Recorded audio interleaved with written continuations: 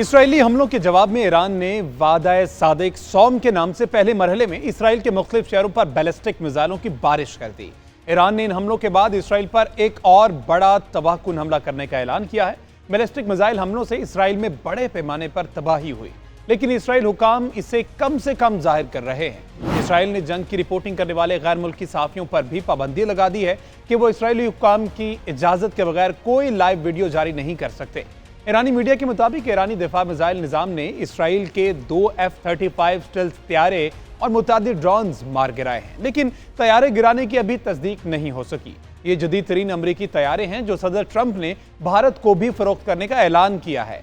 Iran और Israel जंग में भारत का असल चेहरा भी खुलकर सामने आ गया। भारतीय मीडिया मुसलसल ईरान के खिलाफ और इसराइल की हिमायत में खबरें और रिपोर्ट्स नशर कर रहा है। इसराइल और भारत की दोस्ती के गुण गाए जा रहे हैं। यह भी कहा जा रहा है कि मुश्किल वक्त में भारत इसराइल के साथ खड़ा है।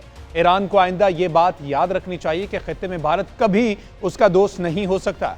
ईरान का दावा है कि इसके बैलिस्टिक मिसाइलों ने तल अवीव में इसराइली वजारत दिफा के हेडक्वार्टर, फौजी अड्डों और तंसीबात को निशाना बनाया। इसराइल पर ईरानी हमले का जश्न ईरान के साथ साथ फलस्तीन में भी मनाया गया। हजारों फलस्तीनी नारे लगाते हुए सड़कों पर निकल आए। ईरानी हमले कितने कारगर साबित हुए, इसका अंदाजा इस बात से लगाया जा सकता है कि अमेरिकी सदर डोनाल्ड ट्रंप, जो हमलों से चंद घंटे पहले ईरान को धमकियां दे रहे थे, मजीद तबाही से बचने के लिए वो अमेरिका से मुआहदा कर ले, मशरिक़ वुस्ता के रहनुमाओं से फोन पर राब्ते करने पर मजबूर हो गए।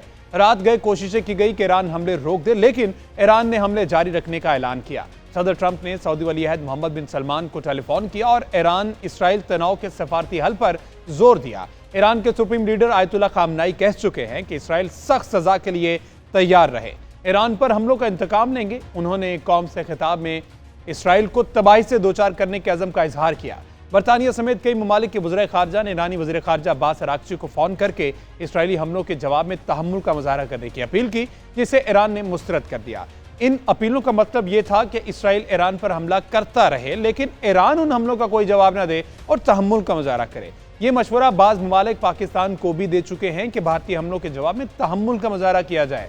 पासदारान इनकलाब के आला कमांडर जनरल अहमद वाहिदी ने कहा कि दुश्मन को अपनी संगीन गलती का अंदाजा हो गया है, अब वो नताइज भुगतने के मराहिल में है। इसराइल समझ बैठा था कि कुछ फौजी मराकज़ को निशाना बनाकर ईरान को कमज़ोर कर देगा और ईरान खामोश रहेगा। जनरल अहमद वाहिदी के मुताबिक मजमूई तौर पर इसराइल पर मिसाइल हमलों में 150 से ज़ायद अहदाफ को कामयाबी से निशाना बनाया गया। इसराइल की 3 बड़ी एयर बेसिस को निशाना बनाया गया। ये इसराइली एयर बेसिस ईरान पर हमले के लिए इस्तेमाल हो रही थी। बाज़ दिफाई तज्जिया निगारों ने कहा कि ईरान इसराइली टेक्नोलॉजी का मुकाबला नहीं कर सकेगा। वजह उसकी यह है कि ईरान के पास जदीद तरीन दिफाई टेक्नोलॉजी और हथियार नहीं है। जिस तरह जंग की नौयत तब्दील हो रही है, ईरान ने इसके साथ खुद को हम आहंग नहीं रखा। इसराइल का आयरन डोम और दूसरे दिफाई निज़ाम तमाम ईरानी मिसाइलों को इसराइल पहुंचने से पहले ही तबाह कर देंगे, लेकिन यह ख्याल गलत साबित हुआ।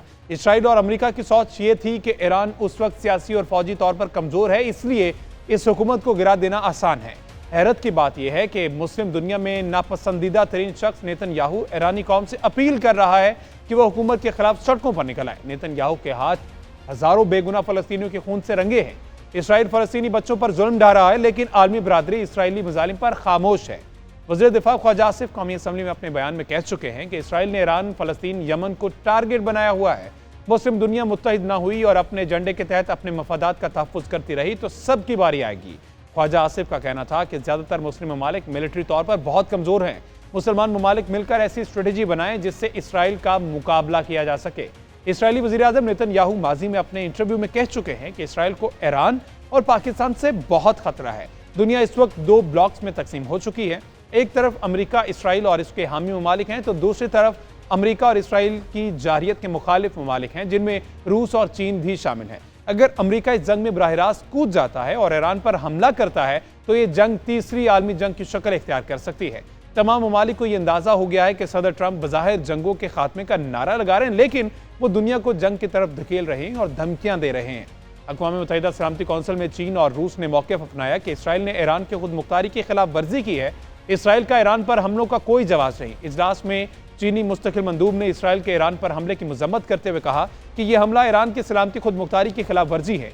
इन हमलों के नताइज इसराइल को भुगतना होंगे। इसराइल ने ईरान की एटमी तंसीबात को निशाना बनाकर एक और रेड लाइन अबूर कर ली। इसराइली इक़दाम खतरनाक नताइज का पेश खैमा साबित हो सकते हैं। ईरान की खुद मुख्तारी और सलामती पर इसराइली हमला आलमी अमन के लिए खतरा है। रूस ने भी ईरान की हिमायत की है। सलामती कौंसिल में रूस के नुमाइंदे का कहना था कि ईरान पर इसराइल के हमलों का कोई जवाब नहीं, इश्तियाल अंगेजी की हिमायत नहीं की जा सकती, जंग किसी के मफाद में नहीं। इसराइल के जारहाना इकदामात को कबूल करना आलमी अमन के लिए संगीन खतरा है। आलमी बरादरी इश्तियाल अंगेजी के साथ खड़ी नहीं हो सकती। रूस, चीन, पाकिस्तान समेत मुस्लिम ममालिक की अक्सरियत ने इस बात को तस्लीम किया है कि ईरान को अक़वाम मुत्तहिदा के चार्टर के तहत दिफा का पूरा हक हासिल है। इसराइली जारियत नाकाबिल कबूल है। आलमी बरादरी को इसराइल पर पाबंदियां लगानी चाहिए। इसराइल कब तक अपने तहफ़्फ़ुज़ के नाम पर मुस्लिम ममालिक और मुसलमानों पर हमला करता रहेगा?